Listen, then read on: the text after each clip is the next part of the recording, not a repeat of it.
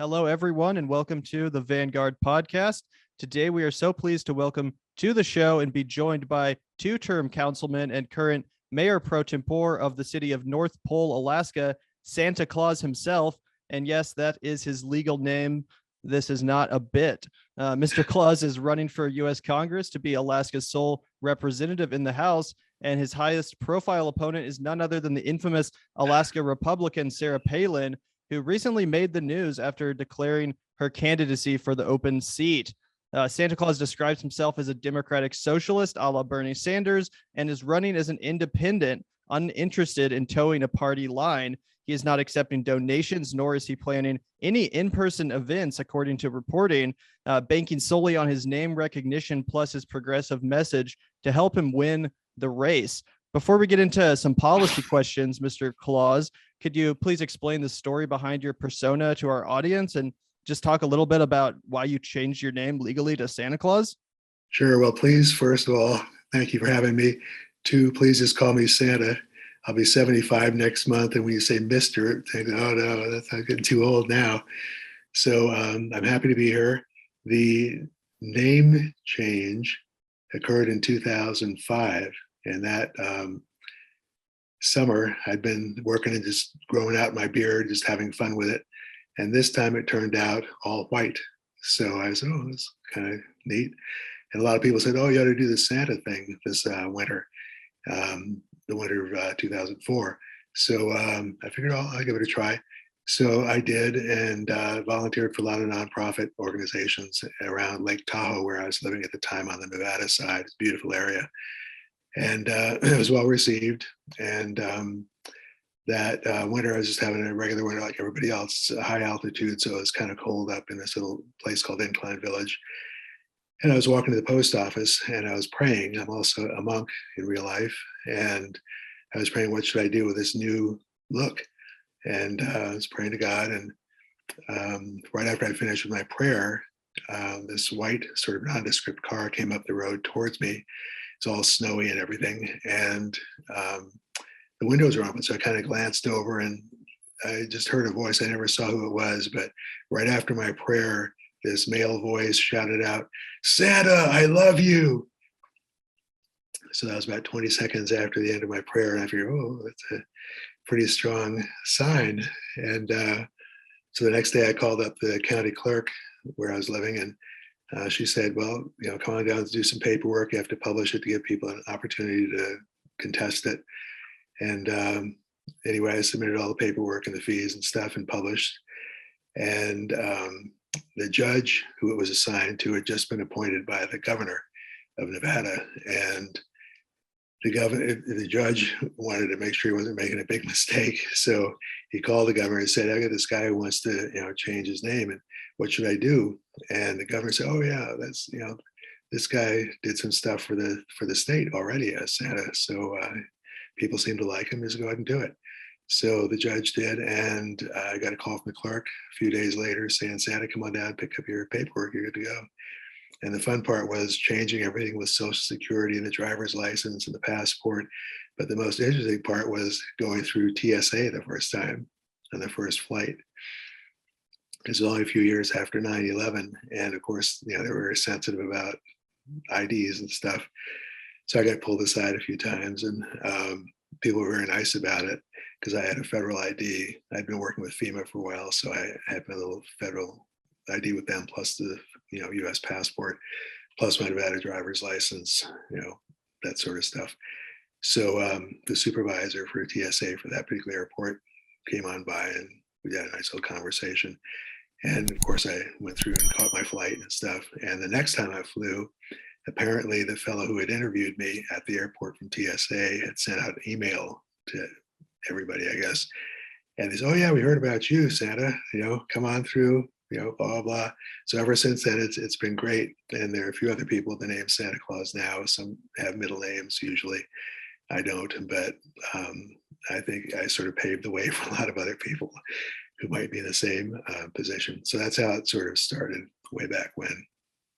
Well, that's and so. And by the way, I was going to say, a lot of people don't realize where the actual name comes from. The Dutch expression for St. Nicholas is Santa Claus. And when the Dutch settled New Amsterdam, which is now New York City, they brought that tradition with them. And the Feast of St. Nicholas is on December 6th. I usually celebrate on December 6th in both countries. And they didn't have much to work with back then, so they decided, Santa Claus being a gift giver, they would just combine that feast with celebration of Christmas, because you have the Magi, gift givers themselves, coming to visit Jesus. So that's how Santa Claus became associated with Christmas. How about that? I bet most of your viewers and listeners don't know that. Yeah, that's a fun fact for sure. Thanks for letting us know about that. That's really interesting. I wondered, you've talked a lot about the charity work that you've done, and you seem like somebody that, at least going back to, you mentioned in 2003, doing a lot of active, work in your community, depending on where you were, living at the time. And, one of the things that stood out to me and Gavin about you was the fact that you have, pretty ardent progressive policies. You're very interested in, taking care of the community, making sure, no people are left behind, all those kinds of good things. And I just wondered if that was an ethic that you've kind of had, throughout your entire life, if that's kind of been your political priority, or if there was a shift that kind of was a catalyst for those progressive inclinations. Thank you for the question.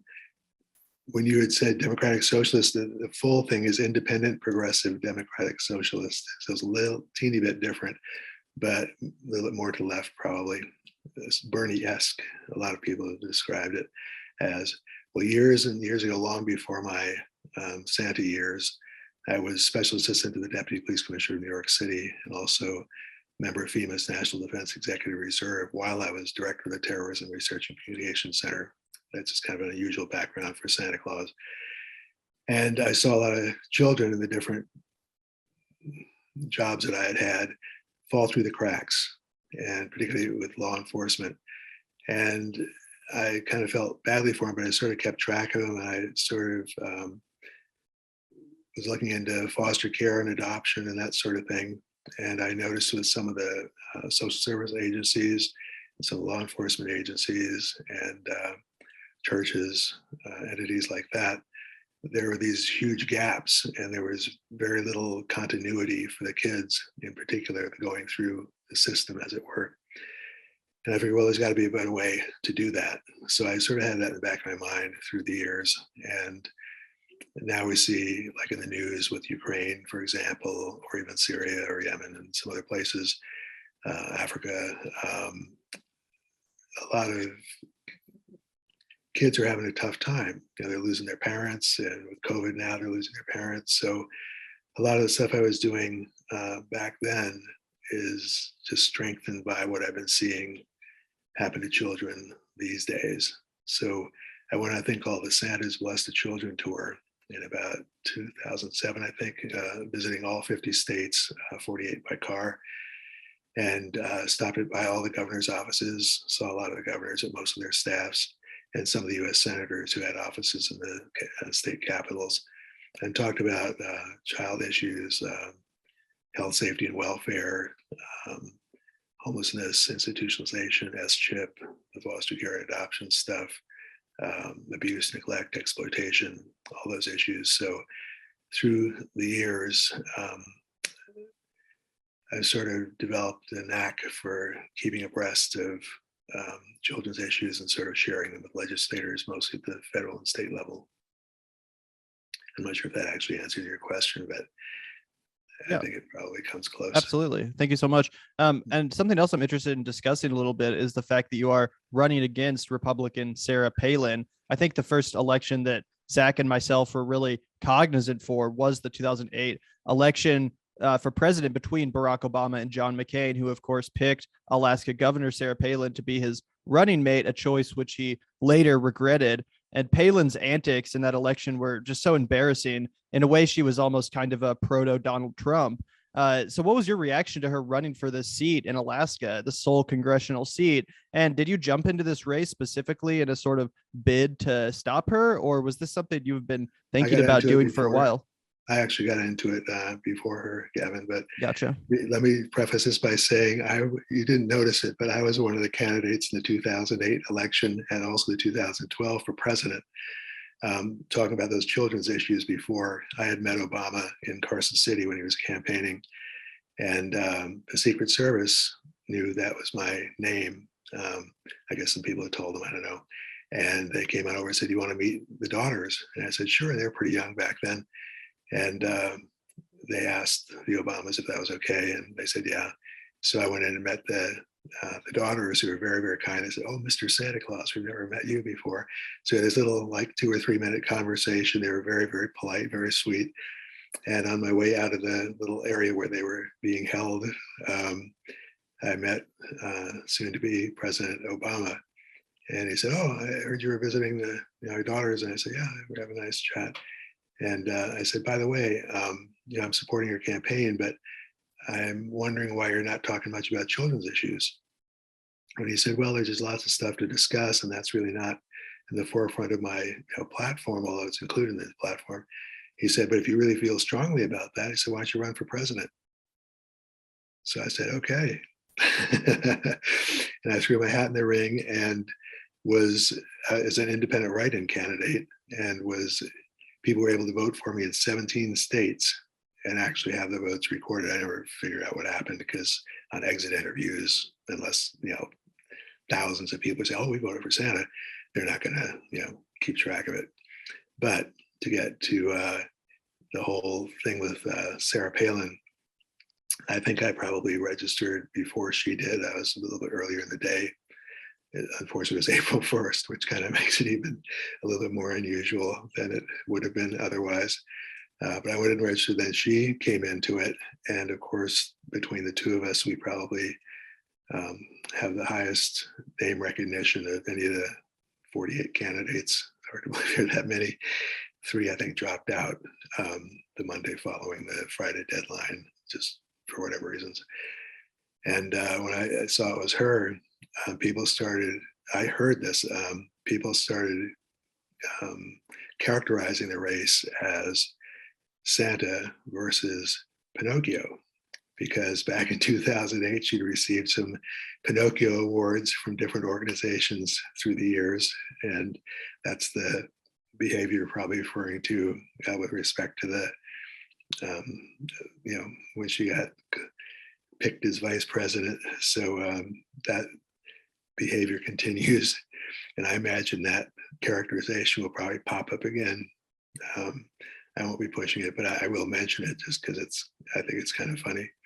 And it's not that disrespectful. It's kind of, well, she did receive the award. So, hey. She earned those awards. Yeah, she earned the awards, and I'm heavy, so it could be her versus however she wants to characterize me, and that's just part of the political stuff. So I'm game for it.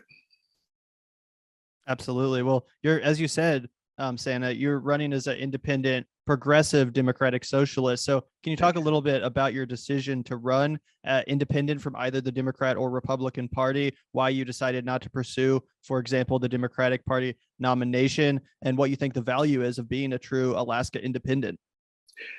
Well, through the years, I've sort of gotten tired of seeing these hundreds of millions of dollars. I guess it was $2 billion or something last time around, spent on campaigns. Why isn't that money going to child health, safety, and welfare?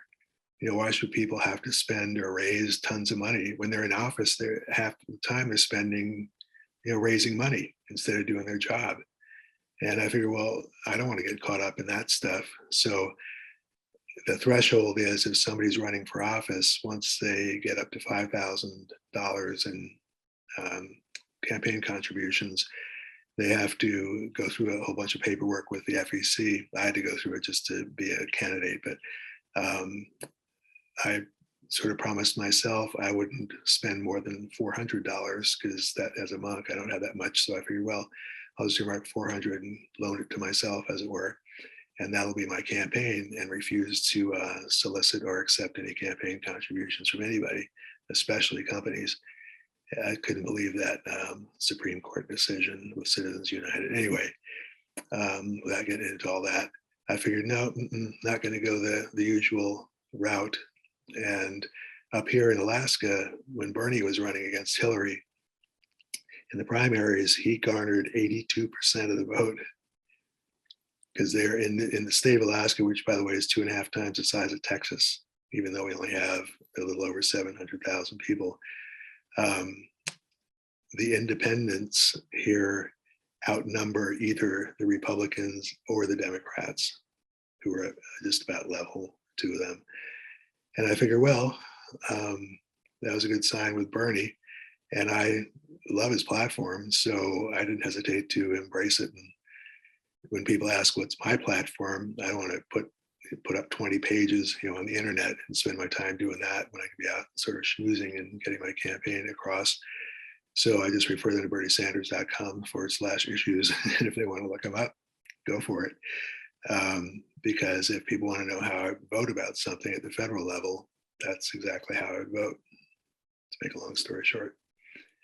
Interesting. Yeah, you made up a great point, something that I didn't realize. I knew that Alaska was, larger than Texas, but I didn't quite realize it was that extent. And with only 700,000 people, that's interesting. Gavin and I live in Kansas City, Missouri. We have about like 500,000 people here. So, just considering how spread out that is. And you mentioned how it's really ideologically heterodox, right? You've got people who are independents, Republicans, and Democrats almost at a very similar rate. And I'm wondering if you think that makes it extra fertile ground for, progressive energy to really thrive there, with the fact that, maybe people are more comfortable breaking away from that two-party system and doing something that's, more focused on a robust social safety net. I know Alaska already has the policy where they send out, yearly or bi-yearly checks to their citizens and residents. People are familiar with those kinds of permanent fund dividend. Yeah. Yeah, the oil fund, exactly. Things like that. I'm just wondering if you think that that's part of what plays into them being more receptive to a candidate like yourself or Bernie Sanders. It might. I think a lot of people up here don't realize, whether they're Republican or Democrat, that they take advantage of a ton of socialist programs, Democratic Socialist programs, whether it's going to the library or just things they don't even think about, or going to a beach or all that stuff. That's all, public. I'm not sure they understand where all that comes from. That's socialism, essentially. And Democratic Socialists, we're sort of more oriented towards unions, because we fight for the working class, probably more than for anybody else, except perhaps in my case, children. But I'm not sure why people have problems with things like Medicare for all. Most people have experienced or know somebody who's experienced COVID, and they're getting all these unbelievable medical bills. What are they supposed to do?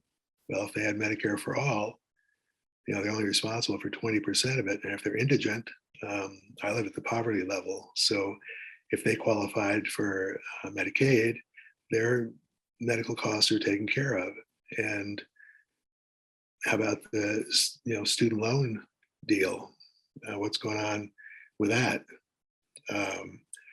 So what I'm trying to do is bring more people on board from the Republicans and the Democrats to work together for a greater common good. Why shouldn't people be doing that? There's the amount of money that's wasted here in the United States is just appalling. I'd much rather be on a show, Gavin, with you and Zac, than I would be, trying to pay for an ad somewhere. Oh, vote for me. Here's my, some pablum that you're going to give the general voter who's really not interested in specifics. Well, up here, when I started my little fledgling campaign, I went on Twitter, and I had been on Facebook, but I had bid farewell to my 309,000 followers back in 2018. I garnered those followers, by the way, because of the 2008 and 2012 campaigns. People liked what I had to say. And Facebook administration just gave me a hard time. I got tired of it after 10 years, so I left. But with Twitter, I figured I'd give it a try. I'd never had a Twitter account before. Well, for the election part of it, I started a different account there, same idea. And within 10 days, it's over 8,000, which is pretty fast for a little Twitter account, since I can't really put that much time into it, but I kind of do the best I can. It's twitter.com/Santa Claus 4AK. So it has to fit in that 15 letter thing. And the website, of course, is santaclausforalaska.com if anybody's interested, especially if you're in Alaska, please vote for me. As far as the trying to get stuff done up here, a lot of people consider me like a little blue dot in this gigantic red sea, because the place where I live, which is North Pole near Fairbanks, is one of the reddest part of the state of Alaska. So finishing up my second term on city council is very unusual for somebody with left-leaning views, especially as far left as Bernie's. So I've been pretty happy. I think I've been pretty well received. I was a member of the Alaska Public Broadcasting Commission for a while, so I know how important it is to have things like broadband, for instance. You know, it affects education, a whole bunch of other things, emergency communications, public broadcasting, all the rest of it. And for anybody who's in business, to make them competitive, they have to really have broadband if they really want to be successful or expand, you know, rapidly enough to take advantage of some of the opportunities that present themselves. So a lot of people who are more conservative than I might be say, oh, I've got a point with, you know, this, or I got a point with that, or, you know, I didn't understand what that really meant. You know, people, you know, coin the words, whether it's wokeism or all this other junk I've been hearing lately that they like to tag people with, and they have no idea what they're talking about. Yeah, that's so true. I'm interested in hearing a little bit more about how you found your way to North Pole, Alaska, and how you got involved in the city council there. You know, what was your first run like? How did you get elected? Were you able to inspire this, as you said, largely Republican area behind some, you know, left-leaning principles that you have? Well, I got up to North Pole because I was living at, as I said, up at Lake Tahoe on the Nevada side, and my child advocacy was being pretty well received. But it's difficult calling up a senator or governor and saying, "Hey, this is Santa from Lake Tahoe." It's like whatever. So, but I still would get through. I figured, well, what if it was Santa Claus from North Pole?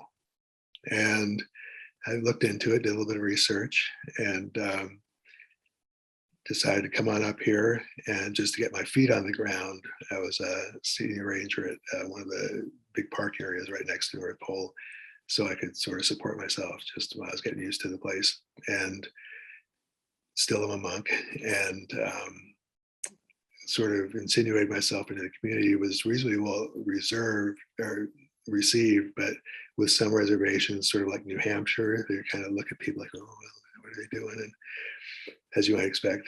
And as people got to know me, a few of them said, oh, you got to run for city council. But first, when I first got up here, they said, why don't you run for the Chamber of Commerce?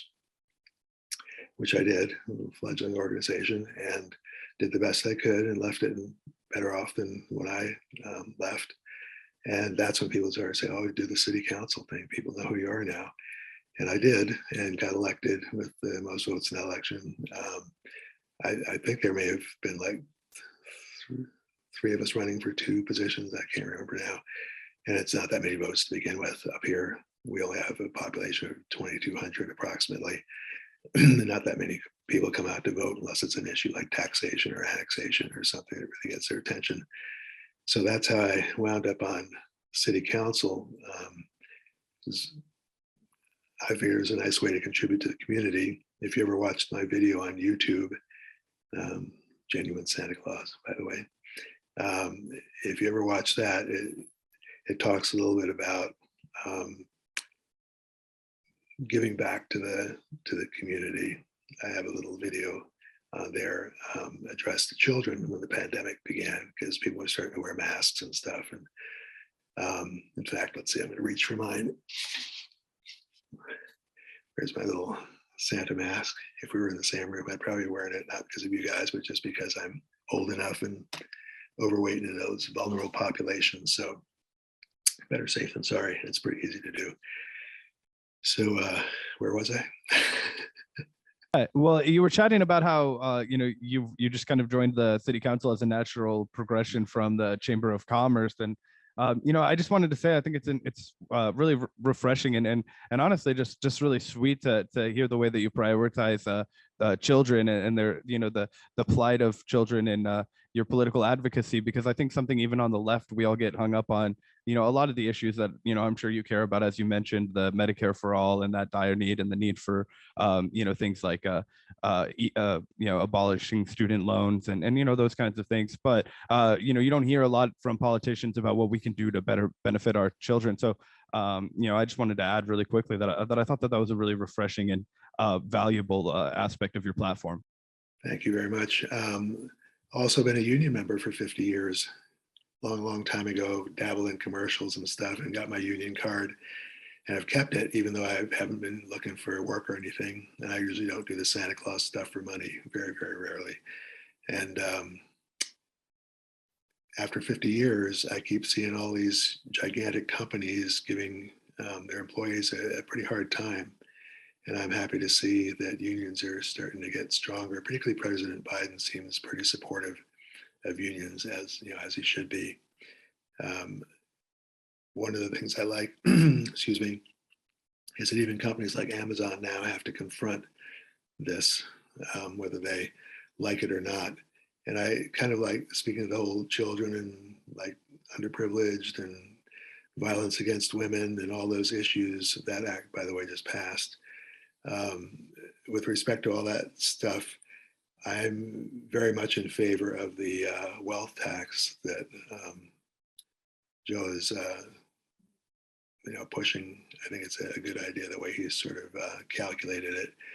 And also, I'm kind of children look at all this stuff and they look at these gouging. They're driving with their parents to the gas pump and looking at the prices and stuff and hearing their parents talk about it. And that's not this administration's fault. It has a lot to do with the oil and gas companies and their profit-making, schemes and stuff, and paying the shareholders and whatever, which is business. I mean, I understand that. But you think in a time of crisis, when we're trying to help out with the folks in Ukraine and solidifying, Alaska, we're only 50 miles away from Russia, by the way, at the closest point. Sarah Palin made that well known. I know. I can't see Russia from where I am. But yeah, I remember when she did that one. That was pretty funny. People still give her razz her about that up here. Well, I had one more question for you, Santa. Okay. Since you are refusing to take donations and endorsements as well, and won't be putting on any in-person events, I'm wondering what exactly is your strategy to get this progressive message out to the people of Alaska and overcome the big money that's being spent in this race on behalf of Sarah Palin, and I'm sure on behalf of other establishment-aligned Democrats and Republicans alike. So could you talk a little bit about that? And also, if anyone is listening that would be interested in supporting your candidacy, how exactly would you ask them to do so, because of the fact that you're not soliciting donations? Yeah, I'm not soliciting or accepting donations. That means donations of any kind. So if they were to volunteer or whatever, I can't direct or coordinate with them, just sort of like with PACs. You heard the whole thing about political action committees and all that. Is if somebody wanted to wear a Santa hat, or if somebody wanted to canvass or do telephone banking or stuff like that, if they're not sort of telling me they're donating their time, they're just doing it independently, that's great. So a lot of times I'll hear on social media, particularly the Twitter account, that people are just kind of doing that on their own, which I think is great. I mean, that's the way I think campaigns should be run. One of the reasons that I'm appearing, but I'm just appearing on Zoom like we are for some of the forums, things like that I can. But as far as in-person events, like you were saying, I'm not.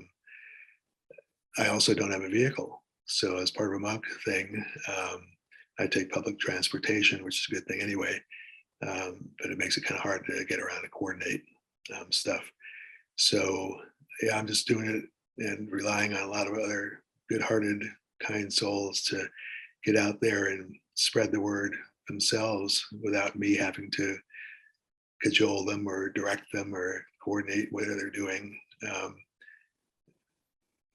Just because they'd like to see an independent, progressive, democratic socialist try and do some good for a majority of Alaskans. And if I do get elected, it's only for a 4-month term. And I would be representing all Alaskans, not just Democratic Socialists. So it's a little bit different from what some people up here say, oh, you ought to do the 2-year, run for the 2 years thing as well. Whoever goes to Washington is going to have their hands full just kind of being a caretaker for the 4 months or so. And the other people who want to run for the 2-year term, if they're stuck up in Washington for 4 months doing their job like they're supposed to be doing instead of campaigning and raising money, how's that going to work for Alaska? I'd rather be there, do the 4 months, dedicate myself to it. There has been some legislation recently passed. One of the pieces which I was happy about was and it was something that Don Young, when he was congressman, fought for, which is the Congressional Cannabis Caucus. I'm a medical marijuana patient registered with the state of Alaska. I was diagnosed with cancer about 10 years ago, and it's helped me tremendously. I mean, here I am. I don't look that bad, and I may look a little old and a little bit weathered, but I tend to do edibles, not smoke it. So I don't really recommend it for particularly anybody under 27 because their brains are still forming and all that stuff. So unless a physician recommends it, of course, for them, if they have like seizure disorders, things like that, then that's up to them and their parents or guardians. Absolutely. Well, do you have any sort of a closing message for our audience, Santa Claus? We really appreciated the conversation today, and obviously encourage any of our Alaska voters to vote for you when the time comes. Thank you. I was going to just go really quickly through my list and see if I missed. Oh yeah, the whole energy thing. So there's the defense concerns, infrastructure, energy, environment, First Peoples sovereignty, the child benefit that they just stopped. Just a whole bunch of stuff that depending on how long the show was, I would go and kind of address. So LGBT issues, love one another. I have a blessing that I usually share, if you would mind me sharing it with you and your audience. Absolutely.